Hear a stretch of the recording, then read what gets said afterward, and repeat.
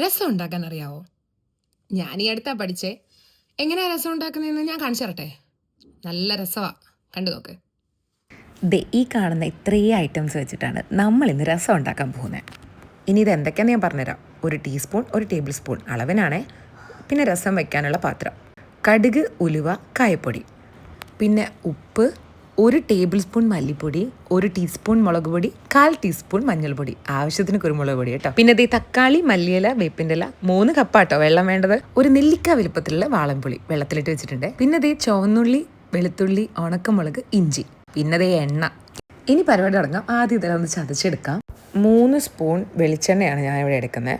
First നമ്മൾ കടുകിടുന്നു, അതിനുശേഷം ഉലുവ ഇടുന്നു. തീ കുറച്ച് വെച്ചിട്ട് നമ്മൾ വറ്റൽമുളക് ഇടുന്നു. അതിനുശേഷം നമ്മൾ ചതച്ച് വെച്ച സാധനങ്ങളിടുന്നു. എന്നിട്ട് എല്ലാം ഒന്ന് നല്ലോണം ഇളക്കി കൊടുത്ത് കഴിയുമ്പോഴത്തേക്കിനും ഈ ഒരു പരുവാകും. അപ്പോഴേക്ക് ഈ പൊടികളെല്ലാം നമുക്കിടാം. ഇത് അധികം നേരം എണ്ണ കിടക്കണ്ട, കരിഞ്ഞു പോയിട്ട് പിന്നെ പറഞ്ഞിട്ട് കാര്യമില്ല. അതുകൊണ്ട് പെട്ടെന്നൊന്ന് ഇളക്കി എടുത്തതിന് ശേഷം നമുക്ക് ഈ തക്കാളിയും വേപ്പിൻ്റെ ഇലയും കൂടി ഇടാം. അതിനുശേഷം നമ്മൾ എടുത്തു വെച്ച പുളി പിഴിഞ്ഞ വെള്ളം ഉണ്ടല്ലോ, അത് ഒഴിച്ചു കൊടുക്കുക. അതിനുശേഷം 3 കപ്പ് വെള്ളം ഒഴിച്ചു കൊടുക്കുക. ഇനി ഒന്ന് തീ ഹൈ ഫ്ലെയിമിലോട്ട് ഇട്ടിട്ട് നമുക്ക് 1 ടീസ്പൂൺ കായപ്പൊടി ഇട്ട് നല്ലോണം മിക്സ് ചെയ്ത് കൊടുക്കുക കേട്ടോ. നല്ലോണം ഒന്ന് തിളച്ച് വരുമ്പോഴേക്കും 2 ടീസ്പൂൺ ഉപ്പിടുന്നുണ്ട് കേട്ടോ. ഉപ്പ് പിന്നെ നിങ്ങളുടെ ആ ഒരു പരുവം പോലെ അങ്ങ് ഇട്ടാൽ മതി, ടേസ്റ്റ് ചെയ്ത് നോക്കിയിട്ട് കേട്ടോ. പിന്നെ മല്ലിയിലയും കൂടി ഇട്ട് ഒരു 5 മിനിറ്റ് മീഡിയം ഫ്ലെയിമിൽ വെക്കുക. പരിപാടി കഴിഞ്ഞു. അപ്പോൾ വീഡിയോ സേവ് ചെയ്ത് വെച്ചോ. എല്ലാവരും പോയി രസം ഉണ്ടാക്കിക്കോ.